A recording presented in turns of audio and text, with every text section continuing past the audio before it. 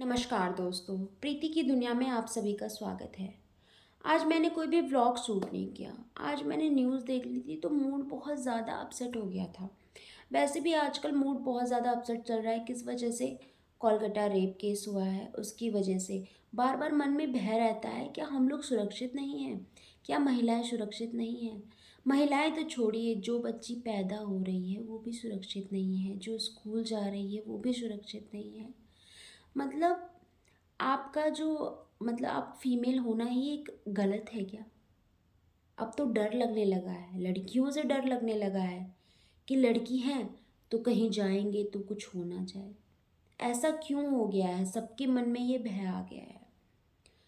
तो इस चीज़ को हमें ठीक करना है, क्योंकि हमारा देश तो आज़ाद हो चुका है पर हमें आज़ादी नहीं मिली है अभी तक, क्योंकि कुछ दरिंदे ऐसे हैं जो कि बाज आने का नाम नहीं ले रहे हैं। कोलकाता रेप केस हुआ, उसके बाद उत्तराखंड में भी एक नर्स का रेप हुआ। अब देखिए आप, अभी आपका प्रोटेस्ट जारी है पर एक रेप और हो गया है। मतलब कि वो दरिंदे चैन नहीं ले रहे हैं। साथ ही साथ आज मैंने न्यूज़ देखी तो उसमें दो बच्चियां जो नर्सरी क्लास में पढ़ती हैं वो सेक्सुअली असॉल्ट किससे की जा रही हैं? प्रिंसिपल से की जा रही हैं। मतलब कि जो गुरु है आपका, वही आपके साथ ऐसा कर रहा है तो आप किस पे विश्वास करेंगे? और भी कई केसेस आते रहते हैं। मतलब न्यूज़ में आप देखते रहेंगे कि घरों में भी सुरक्षित नहीं हैं बेटियां। तो क्या किया जाए इसके लिए? इसके लिए बस एक ही उपाय है, आप अपनी आवाज़ बुलंद रखिए। मैं सारी महिलाओं से अनुरोध करती हूँ कि अपनी आवाज़ उठाएं इस चीज़ पे और अपने आप को झुकने ना दें बिल्कुल भी। क्योंकि अगर आप एक अभी झुक गए ना तो फिर ये सारी चीज़ें सब लोग भुला देंगे, दूसरे दिन ही भुला देता है इंसान। तो जब तक कि जो ये सब चीज़ें कर रहे हैं उन दरिंदों को सज़ा ना मिले, तब तक आप, सोशल मीडिया बहुत अच्छा प्लेटफॉर्म है, आप उस पर पोस्ट कीजिए, आप अपनी आवाज़ उठाइए, साथ ही साथ आप प्रोटेस्ट में शामिल होइए ताकि उन दरिंदों को सज़ा मिले। और मेरे कहने से तो कुछ नहीं होगा, सबको मिलके ही एकजुट होके ये सब करना पड़ेगा। साथ ही साथ मतलब ऐसे दरिंदे हैं, मतलब कानून की वजह से हम लोग रुके हुए हैं, वरना ऐसे लोगों को तो काट के फेंक देना चाहिए जो कि महिलाओं के साथ, बच्चियों के साथ ऐसे कर रहे हैं। जो आजकल क्या है, जो बच्चियां पेट में हैं वो भी सुरक्षित नहीं हैं, उनको तो घर वाले ही मार देते हैं।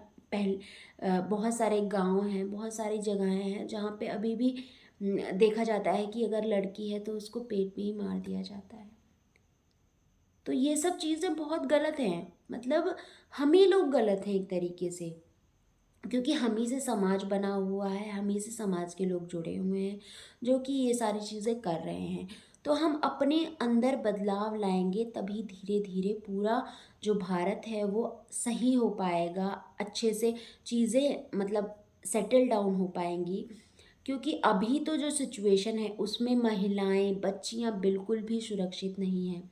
अब बच्चों को स्कूल जाने से भी डर लगता है। अगर लड़की है आपके पास, आप स्कूल भेज रहे हैं, जब तक वो आ नहीं जाती तब के आपके आपके मन में भय रहता है।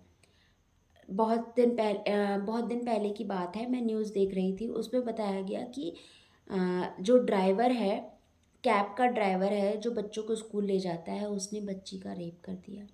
तो क्या आप बच्चे को कैब वाले के भरोसे भी नहीं छोड़ सकते? आप स्कूल में टीचर्स के भरोसे भी नहीं छोड़ सकते? टीचर्स भी पीड़ित कर रहे हैं।